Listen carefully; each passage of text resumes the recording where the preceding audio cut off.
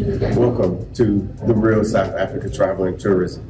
I am Dr. Natasha Blanton. And I'm Mark Blanton and the owners. And we have amazing packages coming to Johannesburg. Everything we do is 5-star, everything is private. And what else, Tasha? Everything we do is exclusive and made just for you. So all I can say is go to our website, therealsouthafrica.com. We'll see you here. Make sure you pick up my 2 books that's in Amazon right now. The first one is Passive-Aggressive Racism and the System of White Supremacy. And I talk about in that particular book how the system of white supremacy really runs on our daily lives here in America. In our latest book, 7 Steps to Decolonize the Mind, we go through those steps to try to deprogram you from the system of white supremacy. Make sure you can pick up those books on Amazon.com.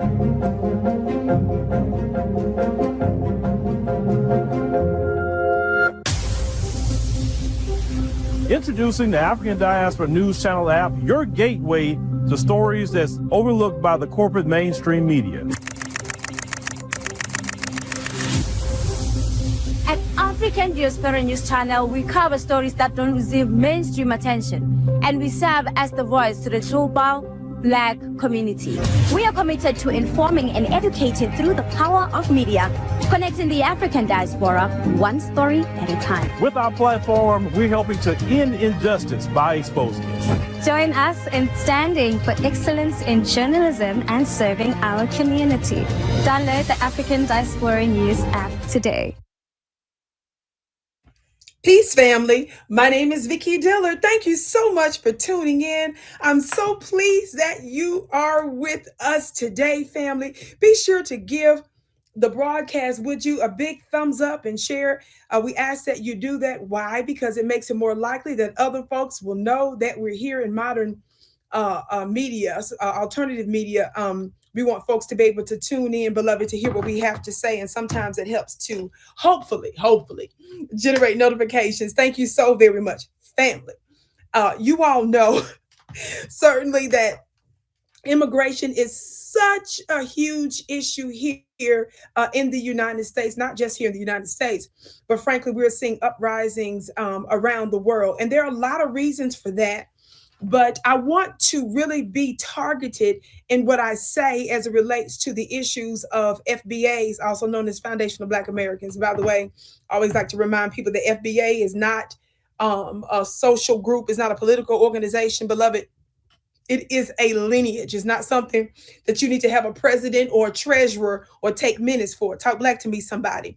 That's what that is about. It's identifying that unique group of people that is responsible for the building and the creation and the reality and the manifestation of what many of you around the world call the American dream. We're the ones that's responsible for making that a reality. Our open enemy, the oppressor, was not the ones that did that, beloved. They did not have the wherewithal or the skill to do it, which is why those of us that were already native to this land, they stole our land as the original Aboriginal natives, or so-called American Indians, the original ones. And the rest of us, they took from the continent of Africa. They did that because they needed folks that had the necessary skill to bring into existence that which they could not do on their own. Let me hit my gavel on that. If you don't know, baby, Vicki is known for the gavel. I had this revelation almost 20 years ago, and I brought it with me online on multiple platforms and networks that I've been on over the years. Yes.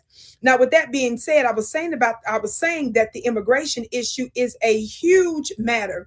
And in the United States, specifically for those of us that are FBA, and this was the point that I was trying to make, we are responsible and served as the impetus for some of the greatest and the major legislation that passed actually in the 60s for immigrants. We served as the impetus behind that passing of legislation in the 20th century. Now, you got to ask yourself, how is it that Black folks in America, coming up from chattel slavery, convict leasing, sharecropping, Jim Crow, modern Jim Crow, which is, of course, connected to the prison industrial complex, amongst many other injustices. How is it during the 60s when we got so-called the rights to vote, and around the same time, the civil rights? How is it, family, within a space of just a few mere months, that immigrants also got major legislation around the same time that we got it? How in the world did that happen? It didn't happen by osmosis, beloved. I'm saying that because I want you all to know that we have never been antithetical to the plight of righteousness and the plight of peoples here and around the world. In fact, we're so used to making other people the priority over us that we suffered because of it. I like to bring up that history to let you all know that our issue is the fact that this country has spent billions and billions and billions of dollars for illegal immigration and legal immigration, prioritizing those who are not even citizens of this country, giving them homes and money and jobs and grants and scholarships and a whole bunch of other physical, tangible goodies that they have not even allocated for us. I need you to put aside your desire to have dual citizenship. I need you to put aside your desire to experience the American dream and say, the people that created America, maybe we ought to be saying, that ain't right. Because when you can't acknowledge that, that means that you are a part of the injustice too, beloved. Talk black to me, somebody. That's the issue. You don't jump over us, ignore us, and prioritize and give tangibles and resources to other folks. That's our unique issue. And I personally don't ever conflate my issue with that of the white supremacists. That is certainly existence on both the Republican and the Democrat side. None of them are our friends, and they're both equally devils. Talk black to me, somebody. Don't you ever get that twisted.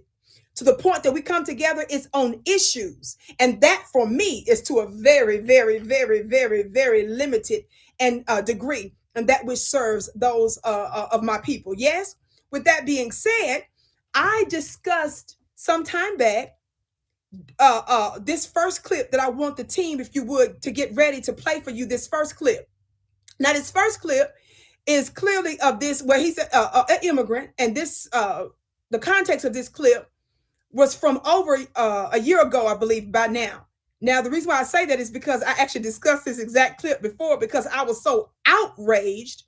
I was so outraged when I first saw it, because this first clip, you're going to see this migrant at a Chicago council meeting. I don't even want to tell you what it is. Just know I discussed this before, but I want to give you context and give you clarity. And I want to give you a follow-up on what's still happening right now. So sometime back, this migrant, this unlawful migrant, I believe he was, and I want to give credit, if I haven't mistaken, was it Brother Tyrone Muhammad? I want to say, when I first heard about this first clip, I believe our brother Tyrone Muhammad is the one that first brought this. Well, at least that's where I saw it, I believe, if I haven't mistaken. So to give us a little bit of context, I want to remind you of what's been taking place for a while now. So look at this that took place some time back during a meeting with the city council in Chicago, and how disrespectful this particular migrant was to foundational Black Americans. And then I'm going to show you a follow-up in just a minute. Watch this clip, please. Money for you. You working. No more money for you. Bye-bye. Go back, No more money for you. It's lazy. You lazy. No. Okay, family. Now, did you see that? Now, the audacity of this illegal migrant to point his finger and to tell foundational Black Americans how lazy we are. Talk to us about economics and money. Now, this is the greatest part that trips me out. I'm tripped out, and y'all have seen me refer to clips here on this network from other broadcasts that I've done. How do the illegals feel so comfortable just flouting around illegal like that? Rebuking us, criticizing us, talking loud, making their presence known, and telling those of us that made America a reality that we're lazy. So you can stay here. Y'all don't spend that type of energy and time on the white supremacists. You don't have that kind of energy for the ones that actually was mess making in your country. And yes, some of the migration issue for a small portion of y'all does have to do with the undoing of some of y'all's country because of imperialist white America and some of her Western allies. But you don't have that kind of energy to keep it focused on them. So you want to come here and disrespect us. And then we have to hear you all run your mouth and want to know why aren't foundational Black Americans coming to the plight of those of you all that's having to get out of the country because you're here unlawfully. I don't remember seeing you picketing, protesting, and having placards that said free foundational Black Americans and clear their records. I didn't see none of you all say end injustice for those who built the country to which I fled to. When we sit up here and have to listen to both Republicans and Democrats fight about their favorite immigrants. How many of y'all know the Republicans, they love the Indian immigrants? See, the Elon Musk of the world, I almost called it Musty. Elon Musk of the world, the Donald Trumps and them, the Vice President of the United States, Vance, his wife is Indian and stuff. They see the Republicans tricked y'all to think, oh, we don't like the Democrats against him. No, they like that kind of immigrants. They got their favorite ones. See, each side try to pick and choose how they're going to deal with the diminishing of their numbers. Remember, Joe Biden told us a couple of months before he took the oath of office a few years ago that that America is doomed in part not only because of Black folks in America, foundational Black Americans. Remember, he blamed us. In part, he said the other reason is because white Americans here are about to be the minority come 2040. So both sides are concerned about their diminishing numbers. They're concerned that they're no longer the majority in the United States. Of course, they are not the majority around the world. The darker peoples of the world, the melanated people of the world are the majority of the world. But you understand where I'm going with this, yes? So what each side is doing when they start to make different kinds of concessions, they're trying to see which one of the immigrant classes and groups are going to be their greatest allies. You see? So when their numbers are low, which one of y'all come next to us that's closest to the next level of races? Which one of y'all are going to help to keep us in power and be our friends and buddies so that we can stay on top in every sphere of people activity and keep Black people down? That's what you got to understand. So everybody was tripped out when they saw Donald Trump's inauguration, and they saw the vice president's Indian wife and stuff up there just smiling hard and stuff. They saw one of the Google guys. I think it's one of the Google guys. He clearly is not black or white. I think he's Indian or something. Don't quote me on that. They were seeing some other people that was in the building. And by the way, I believe Vance's wife, the second lady of the United States, I believe she clerked for a couple of Supreme Court justices. So she got cushy, juicy jobs. Kamala was there. So don't forget, Kamala is Brahmin. She from over there, her mom and stuff. Talk back to me, somebody. So it was a lot of that going on. And so then after that, you saw where Vivek Ramaswamy and Elon, they was really pushing for those HB1 visas and stuff. Most of which the Indians, I want to say in certain areas, they're the main ones that benefit from that, so that we can get them over here. They was fighting for that, and then Elon got a bunch of pushback. Trump got some pushback too, and so did Vivek. Now Vivek done tipped out quiet because he had to learn the hard way because he was anti-Black and all that stuff, and he realized white supremacists don't like you either. Talk back to me, somebody. I'm keeping that front and center lest we become confused. They both love them immigrants. It's which ones that they believe gonna be the biggest ally, give them the most power and stuff, be their greatest ally. Do you understand where I'm coming from? Now watch this. I want you to get ready now. In recent days, just recently, this last clip, y'all know my people on the ground give me the direct sources and stuff. We got better access than even some of your mainstream cable legacy media folks and stuff. Well, my people sent me the direct receipts of something that just took place recently at another city council meeting. You saw the video there just a minute ago of this immigrant that just feels safe and comfortable with his illegal self, shaking and wagging their fingers in our faces, telling us that we lazy and stuff. Yes? Now, I want you to get ready to watch this clip because it was a lot of drama And so stay tuned, family. By the way, I'm typically here Tuesday through Thursday, unless there are a programming issue that's beyond my control. But normally Tuesday through Thursday, I'm typically here, unless I'm sick or something like that too. Tuesday through Thursdays at 2 p.m. Eastern, live. And by the way, some of y'all were saying, "Well, Vicki, I'm glad you back." Or one of my I was hearing from some of y'all that yesterday, "Vicki, I'm glad you back." Y'all, you gotta look for my commentary, baby. I have a lot of other powerful colleagues here and stuff. I was just laughing because I was like, why do people keep saying that? I've been here a long time and stuff.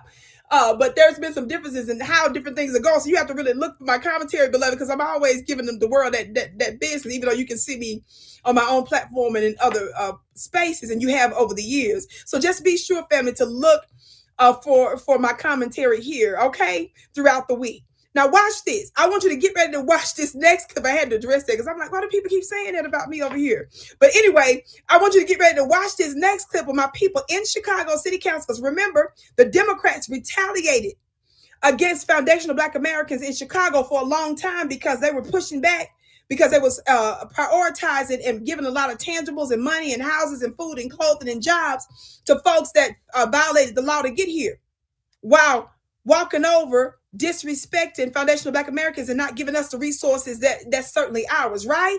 Family, one of my good supporters, baby, Sister Jessica Jackson. How many of y'all know about our sister that's an activist on the ground? Don't she just give them that word? She's one of several. Like I said, I have to be careful because I don't want to get in trouble by sitting up and naming names. But this is my beloved sister that you're getting ready to see here on this next clip. She's responding to the disrespect during the city council meeting where some of the immigrants, the migrants, was pushing back and was loudly during their addresses that they was up there taking the mic, talking about all the contributions that they claim they made to the country, and some were calling us lazy and all that, right? Well, she takes the mic and she gets ready to set the gavel straight. Talk black to me, somebody. Now, I want y'all to get ready to watch this brief clip as she gets ready to define, in response to them calling us lazy. I want you to see what our sister Jessica Jackson, how she defines, who exposes and identifies who the lazy culprit is in this immigration fight. Watch this clip. They need to know who they talking to. Come in this country. Lazy is crossing the border, begging for money. Oh! Lazy is sitting up here acting like you're an asylum seeker when the only thing you're doing is running to another country, standing on the plight of Black people, using our laws, using our plight, using our issues to get ahead. That's lazy. Lazy is sitting up here breaking into abandoned buildings to live in. Wow. Let me get my gavel. Let me hit the gavel. Can I hit the gavel? Can we just hold court right now? Shout out to our sister. Didn't she just make it plain? She said, no, baby. Lazy is you fleeing your country and coming over here and breaking into abandoned buildings. She said lazy is lying about the conditions for which you fled your country, coming over here looking for safe haven, when in fact, baby, you just trying to experience the American dream. Didn't she break it down, fam, like nobody's business? Somebody put some hand claps in the chat. Somebody put Chi-Town in the chat. How dare you? Where my pen at? Do I have a pen on me? No, I don't have no pen. I don't even have my little notebook and stuff. Just throw something. How dare you?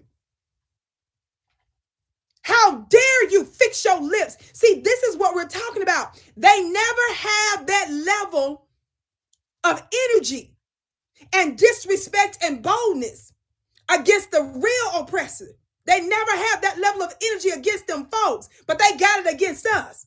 Let me tell you something, family. How many of you all know and understand the nature of a predator? Talk black to me, somebody. How many of you all know that if you are, for example, a bird, if you are an animal, if you are a species, and a people that is likened to an animal. Let's just say that you find yourself to be a squirrel, right? Trying to go across the street, or a raccoon trying to go across the street on the highway somewhere. And let's say a vehicle comes by and hits the animal, the car keeps going. And how many of you all know different types of animals, different types of species will come and eat off of that same dead carcass? Am I right, somebody?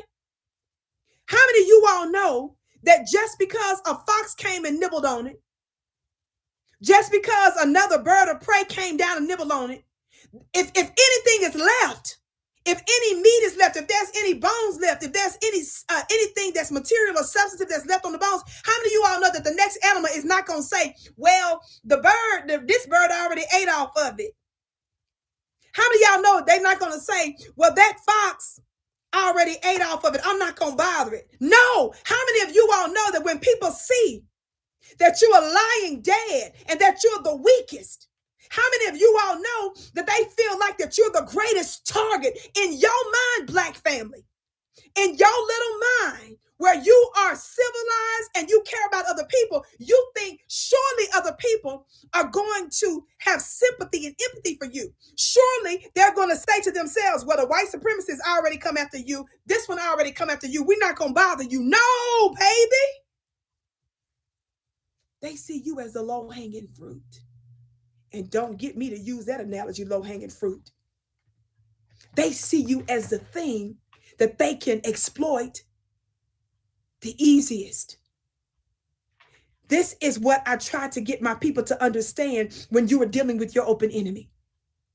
You do not expect them to understand your plight and to be kind and patient and high-five you. No, baby. They see you as a dead thing. And if anything else is left on you, they're not going to sit there and say, well, other people already been eating off of them. Other people done already took them out. Other people have already disrespected them. Other people have already oppressed them. No, they see you like a carcass. And it's up to you to speak for yourself. It's up to you to set the record straight. It's up to you to push back. And it's up to you to say, let the cards fall where they may. That's the mindset that you have to have with the people that whose behavior is predatory. Now, how many of you all know that our great Dr. Claude Anderson, I've got several of his books before me right now. Of course, I won't read from them all. How many of you all know that the great Dr. Claude Anderson, I have talked about this so many times, that the great Dr. Claude Anderson, look, y'all look, everything going off. That's a confirmation. And this not even my regular device going off. Watch this. How many of you all know that the great Dr. Claude Anderson, who worked in government, warned us in his book, Powernomics, among others, that he warned us long ago that this was the plot? How many of you all know that Dr. Claude Anderson told us that they are going to use the immigrant communities to replace us and to put their interests before us? This is one of the reasons why he was telling Black folks that we needed to work together, support each other. And it was he that called out the fact that the political system is a game, and that we needed to have money, his words, to buy politicians, and that we needed to understand how to play the game. Talk back to me, somebody. It was Dr. Claude that taught us that. Now, why do I bring up Dr. Claude Anderson a lot of times? I bring up Dr. Claude Anderson because he was the one that broke down the play of immigrants taking our place long ago. But I'm bringing this up in this context because he worked in government. He was appointed by former President Jimmy Carter in the federal government. He also worked on state and local campaigns. So he understood the behind the scenes working of politics.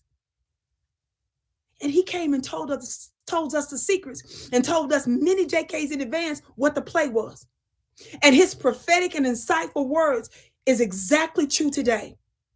And he specifically talked about members of the Latino Hispanic community, but he was talking about immigration in general. Yes.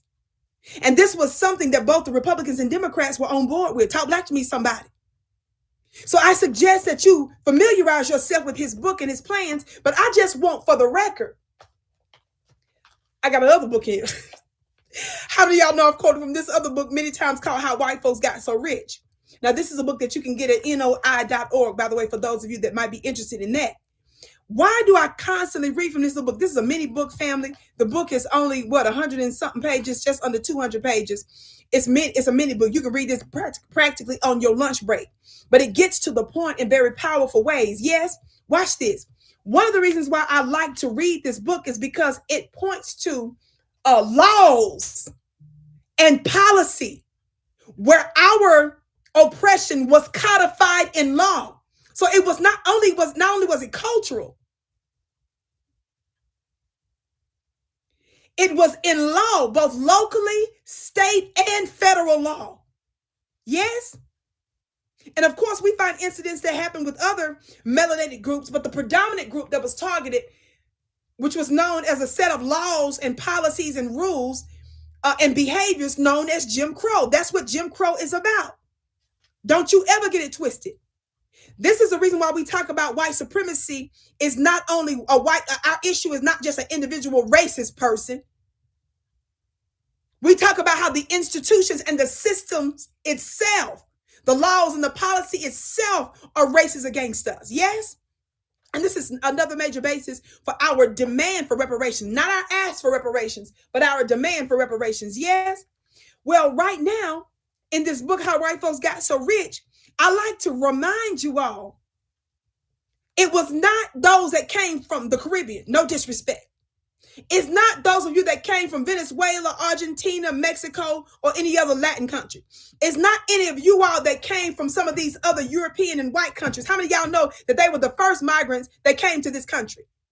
How many of y'all know that the United States government and Dr. Martin Luther King called this out before he died? How many of you all know Dr. King was sitting there high-fiving about no, we shall overcome and talking about integration? In fact, Dr. Martin Luther King is on record having showed remorse for pushing integration because he said he feared that he was integrating his people into a burning house. How many of y'all know that that's a part of a quote that Dr. King said?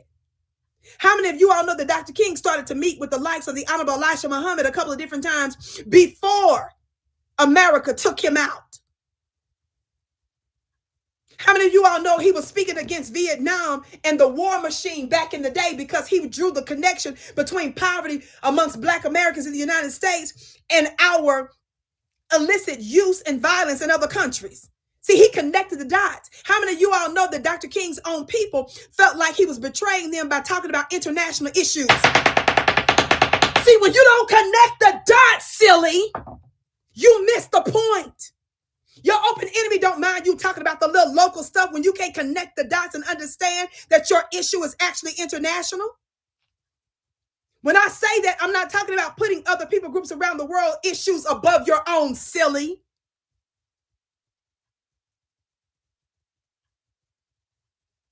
How many of you all been hearing about what's going on right now in South Africa? Donald Trump is targeting South Africa. I've been at South Africa.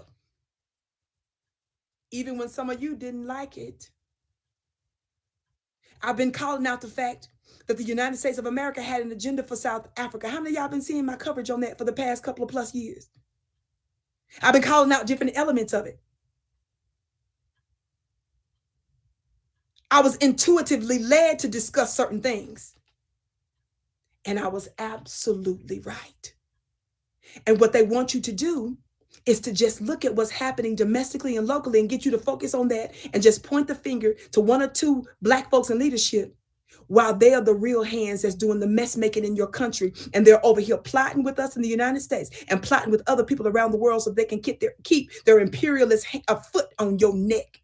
And they know that if they get you to be upset with your own leadership, you will participate in your own undoing. Talk black to me, somebody. And now when Donald Trump comes out and libelously says that he's going to start to sanction South Africa because they're giving away land, that's about his issue with the Boer types, the white folks, the white South Africans. They don't want justice to be done there. They want to keep land that doesn't belong to them. Now, I know that the issue is bigger than that, but I discussed that issue a long time ago too. The land issue is an issue. But Donald Trump is trying to conflate it. And what the hell is it? It's his business anyway, right? I said, what the hell is it his business anyway if South Africa did give the land away? And who are they giving it to? The people that it belongs to. That's none of your business, even if they were. We know that there are a lot of moving parts in that, yes? That's why I was discussing it even under the Biden administration. But we cannot absolve Donald Trump of it because he was the one that decided to open up his big fat mouth and specifically target South Africa. And when he was asked, was he going to go after other African countries, he specifically targeted them and made it clear it was them first that he was going for. Talk black to me, somebody. I'm bringing that up because I'm trying to get you all to understand that there was a connection. How many of you all know that South Africa themselves had a hard time trying to catch Nelson Mandela? How many of y'all know he kept evading law enforcement and they couldn't find him? Guess who helped South Africa catch Nelson Mandela? Would you like to take a guess, family? We had our CIA types come to your country to help trap him. Did you hear what I said?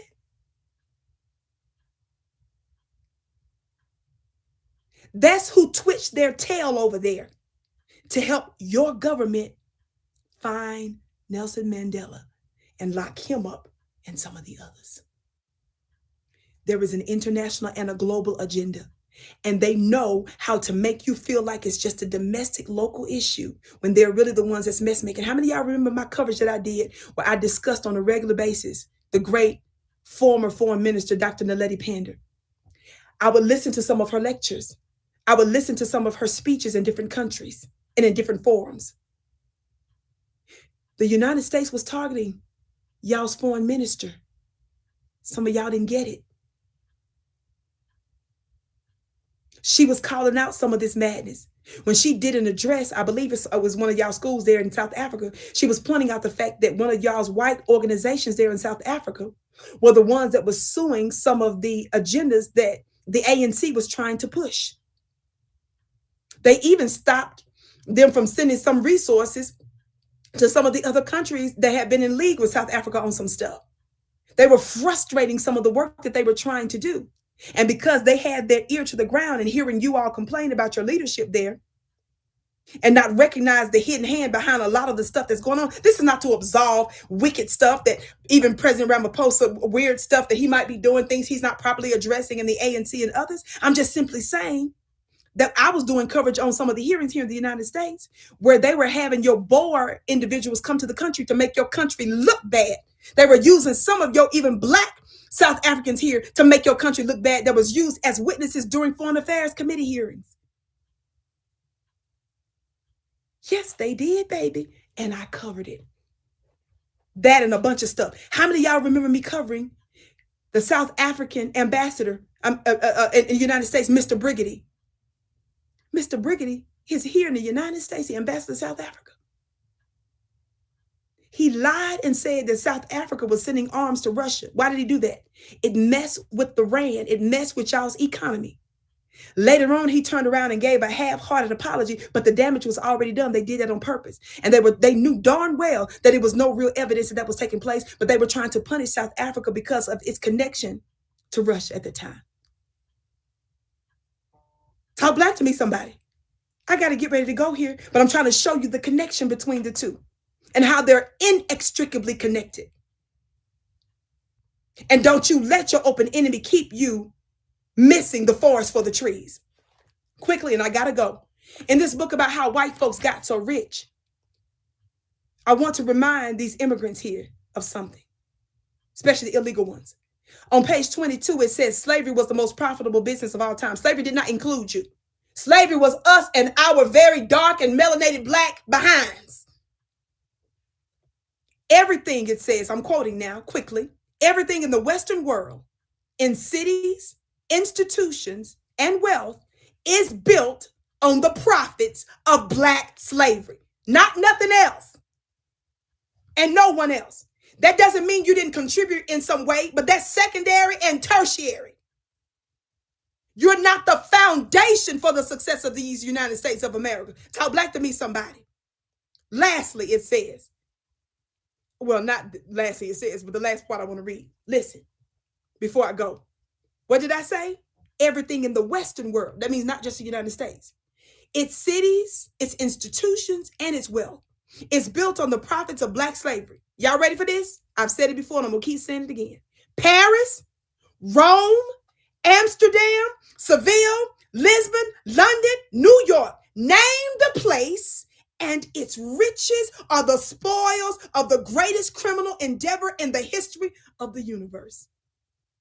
If all the books ever written were dedicated solely to this subject, they could only begin to elaborate on that dreadful fact. According to leading sociologist Joseph R. Finging, this is a quote, the sum total of the worth of all the black labor, what labor?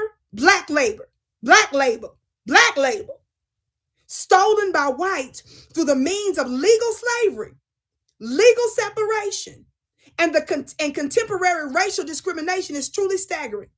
Perhaps, he says, in the range of $5 to $24 trillion. Black labor was believed to be so essential to the Western advancement that whites built thousands of ships over hundreds of years, sailing them thousands of miles away over treacherous oceans, instigating brutal wars for the capture of indigenous Africans and bringing those kidnapped victims back thousands of miles to the Americas to be sold in the open market, all for the purpose of forcing lifelong labor from them and their descendants forever and ever. So before you decide to wag your finger in our face and tell us what our other groups did for this country, before you try to wag your finger in our face and tell us that we lazy, baby, if we did decide to sit up all day on the side of a pool, what is it to you? We built America. And we built inventions and products and services that are benefited from in the entire Western world, around the world. How dare you? Let me get ready to go now. I'm over my time. My name is Vicki Dillard, beloved. I can't wait to